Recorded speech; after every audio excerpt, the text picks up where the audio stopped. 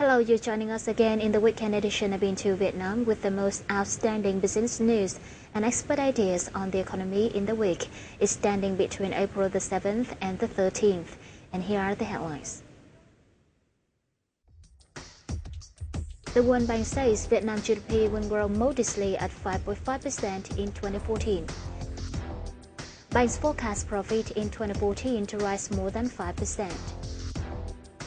The lagging behind status of Vietnam's supplies for industrial production is taken to be the theme of this week's business talk. It's joined by Mr. Asusuke Kawada, Chief Representative in Hanoi of Zaichou in Vietnam.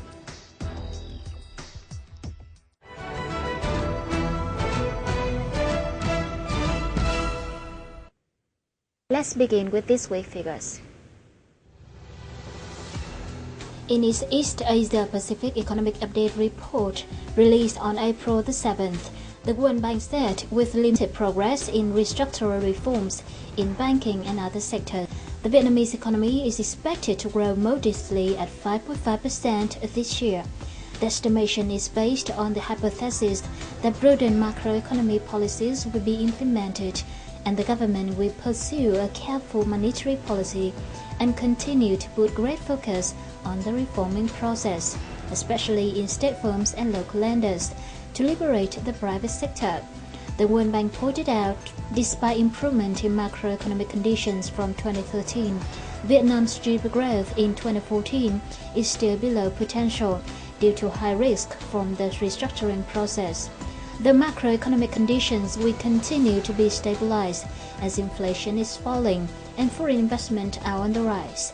The trade and current accounts of Vietnam are expected to enjoy a surplus in 2014, though at a lower level than that in 2013.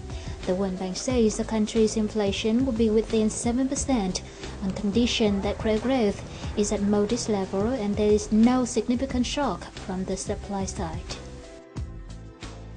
In its recent report, Kate Tiger, The Transformation of the Asian Financial System, the ANZ listed Vietnam among top 10 influential economies in both regional and global scales. The ANZ estimates Vietnam GDP to grow an average of 6.2% between 2011 and 2020, ranking the fourth in Asia. The economy will speed up pace to rank the second position in the next 20 years, with the average growth of 4.6%, just following the Philippines and India. The ANZ believes Vietnam, together with 9 other regional economies, including China and India, will dominate not only the regions but the world economy as well. The top 10 will post GDP of $17,000 billion, accounting for 87% of Asia's economy, while the people hit 3.3 trillion people, making up 70% of the continent by the end of 2020. The ANZ estimates by 2024, the top 10 influential economies in Asia will account for more than 90% and 50% of GDP, and 75% and 50% of middle-class inhabitants in the region and in the whole world, respectively. However, the bank says, in a worst scenario, some Asian economies with high growth rate can get stuck in middle-income trap due to the restructuring failures. These economies will depend on the government's efforts to liberate the financial market in the next decade. The State Bank of Vietnam said on April 11th, non-performing loan ratio of the credit institution system by the end of 2013 was at 3.61%, down from 4.55% at the end of November 2013. In January 2014, the total outstanding loans to the economy reached 3,460 trillion Vietnam dong, down 0.5% from the end of December 2013. By the end of December 2013, the total means of payment reached more than 4,400 trillion Vietnam dong, up 18.85% compared to the end of 2012. By the end of 2013, deposits of economic organizations as credit institutions reached nearly 1,590 trillion Vietnam dong, up 22.35%. Deposits from the population reached more than 2,146 trillion dong, up 23.42% compared to the end of 2012.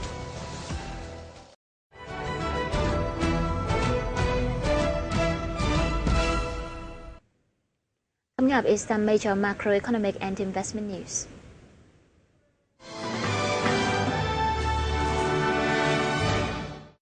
Banks forecast profits will increase in 2014 compared to 2013, with different expectations on the increase being, but mainly from 5% or more. This is one of the contents announced by the State Bank of Vietnam in the report on business trends of the credit institutions in Q2 2014. The report said the business situations of the majority of banks have positive changes compared to the end of 2013. More than 30% of credit institutions says they are lacking labor and intend to recruit more. Senior human resource needs to continue to increase. Improving trend is expected to continue in both Q2 and the whole year when the system liquidity is stable and business environment gets better.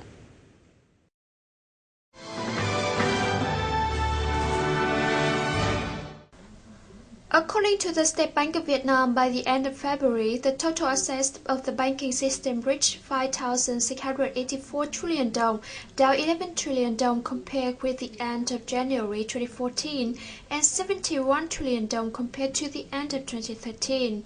Compared with the end of February 2013, the total assets of the system increased 675 trillion dong. Total assets of state-owned commercial banks decreased 49 trillion dong compared to the end of 2013 to 2,455 trillion dong.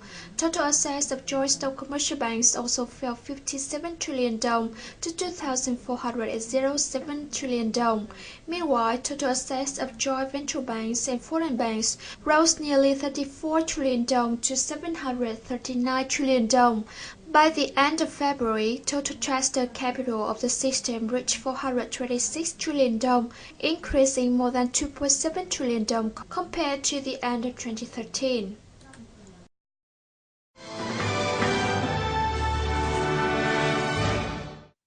State budget collection in the first quarter of 2014 recorded a significant increase of nearly 16% over the same period last year, creating favorable conditions to implement budget spending, ensure a balanced budget, and maintain macroeconomic stability.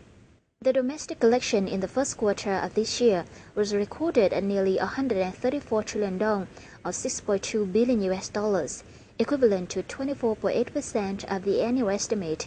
It was also the highest first quarter revenue in the past 3 years.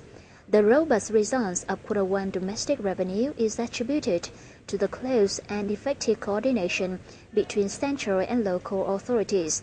The increase in revenue may also be attributed to tightened inspection and supervision of budget collection, VAT refunds, transfer pricing, e-commerce business, online business, and so on.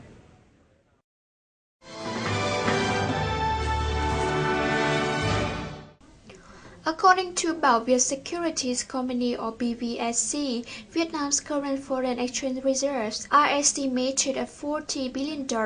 Specifically, as announced by Governor Nguyễn Văn Bình in March, in Q1 2014, the State Bank of Vietnam purchased $7.7 billion, corresponding to the supply amount of 160 trillion dong.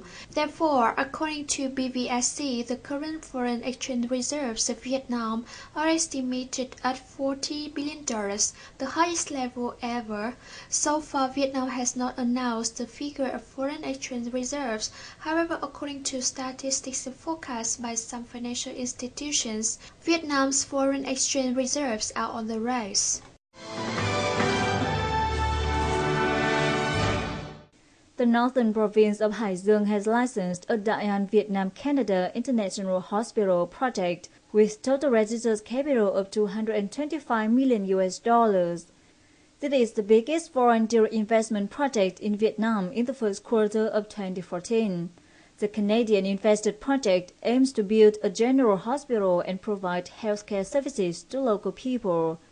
Hải Dương has granted investment licenses to 8 new and 6 operational FDI projects with the combined registered capitalization of $319.4 million during the past 3 months. The province expects to lure $450 million in FDI, including $300 million from newly licensed projects, and disburse $200 million this year.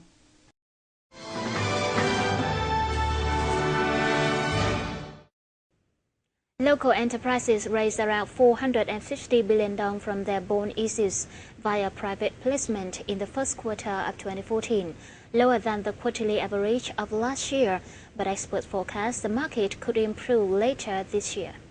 According to the data, the Central Bank's Finance and Banking Unit, enterprises registered to sell nearly 5.2 trillion dong worth of bonds via private placements as of March the 27th, of which 450 billion dong worth had already been sold.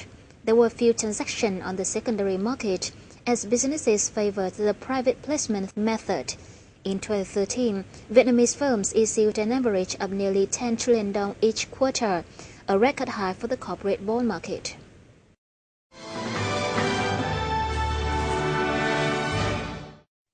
The scale of Vietnamese businesses tend to decrease as the proportion of small and micro businesses has become greater than medium and large-sized enterprises. This was revealed at the Forum on Business Development and Quality Growth at the launching of the Vietnam Business Annual Report 2013. The Vietnam Chamber of Commerce and Industry, or VCCI, said the proportion of small and micro businesses increased continuously from 2007 to 2012. Reaching 94 to 95.8%. Of this, the proportion of micro enterprises rose from 61.4% in 2007 to 66.8% in 2012. Medium and large businesses have always accounted for a small proportion of the nation's total enterprises and have tended to decrease. In 2012, only 2% of all businesses were medium-sized businesses and 2.3% were large firms. Now, some foreign trade news. We continue the program. The Vietnam Food Association, or VFA, forecasts rice exports in the second quarter of the year will continue to face fierce competition from Thai rice and domestic rice market fluctuations. Agricultural exports said the challenges lie ahead for Vietnam export market as the domestic price currently stands at very high level and is going to put pressure on export prices. The VFA forecasts Vietnam will export 700,000 tons in April based on the side contracts. Vietnam exported 583,000 tons of rice in March, realizing gross revenues of $256 million, up 77.7% compared to February.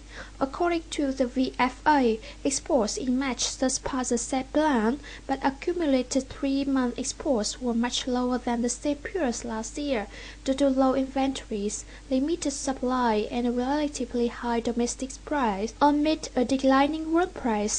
Apart from the Philippines, other Vietnam rice consumers saw a sharp decline in volume compared to a year ago.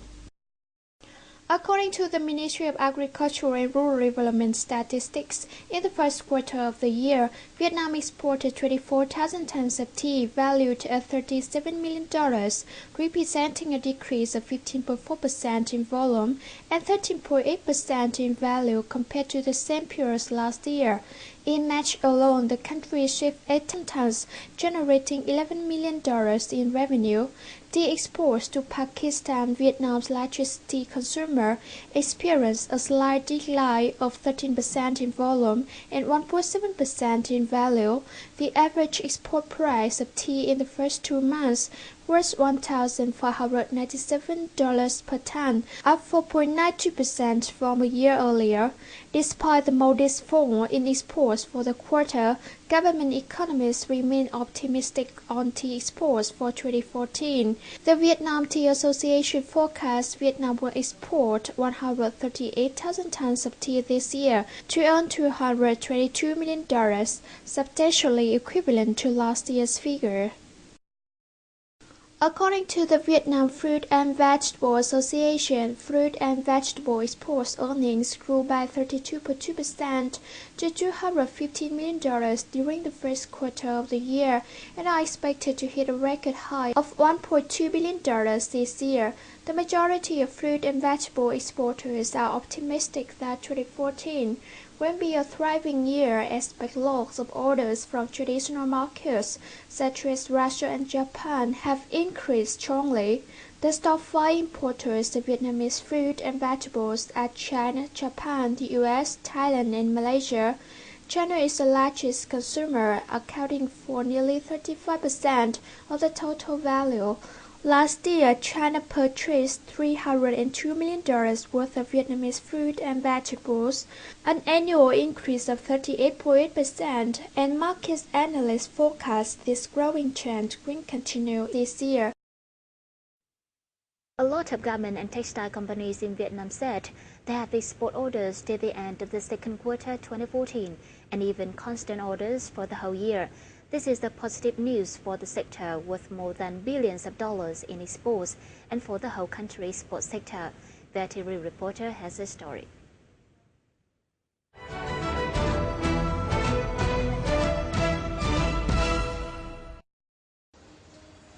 This is the Thành Công Garment Investment and Commerce Company, where workers are rushing to complete an order for 360,000 T-shirts, which is supposed to be shipped in March and April. They're also working to meet orders for the third and final quarters of this year. Mr. Trần Như Tùng, member of the board of directors, said by the end of March, one of their orders was adjusted up in number. Hàng thì đến từ thị trường Mỹ cũng có và thị trường Nhật Bản cũng có. Phần lớn cái sự tăng trưởng là đến từ thị trường Nhật Bản là nhiều. Về cơ cấu mặt hàng thì cũng không có gì khác nhiều, chỉ có điều rằng là cái sản lượng nó tăng lên, số lượng nó tăng lên. Ví dụ như thay vì năm ngoái họ đặt ví dụ thôi, ví dụ như là 1 triệu sản phẩm một tháng thì bây giờ họ nâng lên là 1,2 triệu sản phẩm một tháng, ví dụ như vậy thì cái sản lượng nó tăng lên. 2,500 sewing machines are running at full capacity, but Thành Công Company can only meet 75 to 80% of their demand. The company has to hire others to process up to 20 and 25% of their export products. But Mr. Tung said this is just a temporary solution. In the long run, his company plans to establish a new factory complex in Vĩnh Long. It will consist of 2 factories with 3,000 workers, a textile and a dyeing factory. Thành Công is among many April companies across Vietnam to have reported export orders to the end of second quarter and even for the whole year. Trong quý 1 thì là vẫn xuất khẩu bình thường, doanh thu vẫn đạt được rất là lớn, chứ không về chủ yếu là bạn hàng cũ của bọn tôi rất là thường xuyên rồi, lâu rồi. Và chủ yếu bọn tôi là đến từ 80 đến 90% là xuất khẩu, chủ yếu là châu Âu và một phần là sang Nhật Bản. May thì bọn tôi đã hết cả năm 2014. Tức là toàn bộ là đơn hàng là có khách hàng đến 2014 hết. The Vietnam General Statistics Office said in the first quarter, its garment and textile export revenue surged 21.9% to hit $4.5 billion. In March alone, Vietnam pocketed $1.6 billion from exporting garment textile products, up 46.8% over the previous month. According to the Vietnam Textile and Apparel Association, the sector exports will even rise stronger in the future, which means production material demand will increase and is estimated to double by 2025. Chúng ta phải nhập 6 tỷ mét. Nhưng cũng theo đánh giá của VITV, Hiệp hội Dệt may Việt Nam ấy, thì năm 2025 nói tính một cách khiêm tốn thì toàn ngành nó sẽ tăng gấp đôi, rất khiêm tốn. Vì từ năm 2007 đến nay cứ một năm là mức độ tăng trưởng từ 15 đến 17% như bà Thứ trưởng Hồ Thị chúng ta vừa cho chúng ta thấy. Thế nên bình quân là 16%. Nếu mà 16% thì không phải đợi 10 năm nó tăng gấp đôi. Đúng không ạ? Muốn tăng gấp đôi thì có nghĩa chỉ cần không khéo là có thể đến năm 2020 hoặc 2021 nó tăng gấp đôi rồi. Tiêu thụ nội địa chắc tăng trưởng cũng chưa phải là cao. Xuất khẩu vẫn là lớn hơn nhiều vì thị trường nó rất lớn. Thì chúng ta thiếu bao nhiêu tỷ mét vải? 12 tỷ mét. Hiện nay chúng ta có 1,4 tỷ để tạo ra 12 tỷ mét vải đấy. Đấy là một câu chuyện. Apparel firm said quarters 2 and 3 are not the peak time for the sector. However, with the current export orders, the sector exports is showing a positive prospect in 2014. The VITAS estimated by 2025, Vietnam's garment and textile sector will earn $46 billion, including $40 billion from exports. By that time, the sector's supply chain will need 12 million textile rolls, 12 billion square meters of cloth, and generate jobs for 5 million people.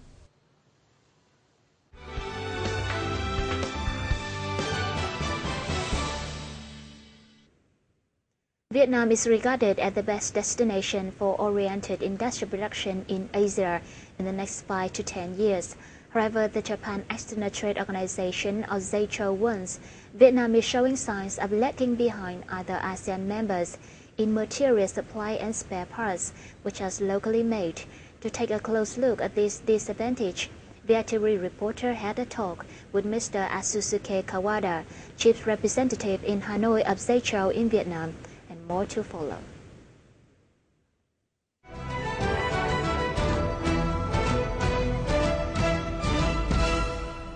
First, thank you for attending our talk today. How do you estimate about the development of supporting industry in Vietnam today? Generally speaking, it is said that Vietnam is lacking of supporting industries. According to our JETRO survey, the local procurement ratio of Japanese affiliated companies is 32% in 2013. This is 4% point up compared with that of previous survey in 2012. Actually, today, many Vietnamese local parts suppliers have become to be able to supply their products to foreign assemblers. However, Vietnam's current procurement ratio is lower than those of China, Thailand, and Indonesia. As I know, some Japan companies which visited in Vietnam have in trouble about finding suppliers, parts suppliers. How do you think about that? And would you tell me more detail? As I mentioned, Vietnam is lacking of supporting industries. In that sense, it is not easy for Japanese companies to find local excellent suppliers. On the other hand, JETRO Hanoi publishes the list of excellent Vietnamese companies in Japanese, which introduce 150 Vietnamese local parts suppliers in northern Vietnam. We can provide the information to Japanese companies in Vietnam and encourage them to find local suppliers. So, what should Japan companies do if this situation is continuing? In case that Japanese company cannot find local suppliers, Japanese companies have to import their necessary parts. To reduce production costs, Japanese companies hope to use local suppliers, especially Vietnamese local companies' parts. What do we have to do to solve this problem in supporting industry to attract more investment from Japan to Vietnam in the future? To solve these problems, it is important to foster local supporting industries. To foster the industries, I think that Vietnamese government have to take more measures to provide loans with low interest rate to local suppliers and help local suppliers' human resource development.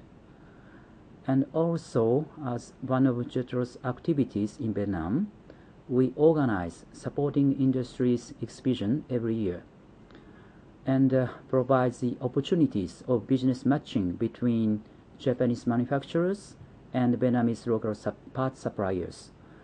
We at JETRO will do our best to contribute to the development of supporting industries in Vietnam. Thanks for attending our talk today.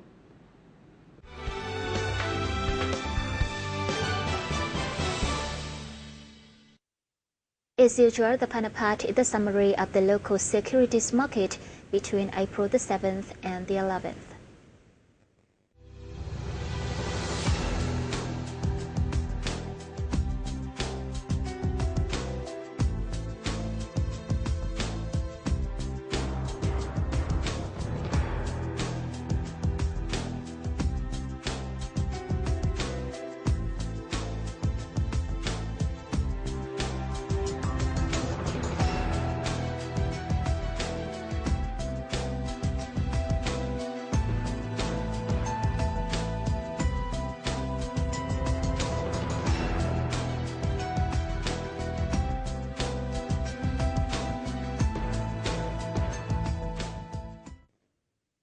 Well, that's all for now. Thank you so much for your attention. For comments and feedback, you can reach us by email at intovietnam@vitv.vn or give us a call at 0422 08288. Goodbye for now.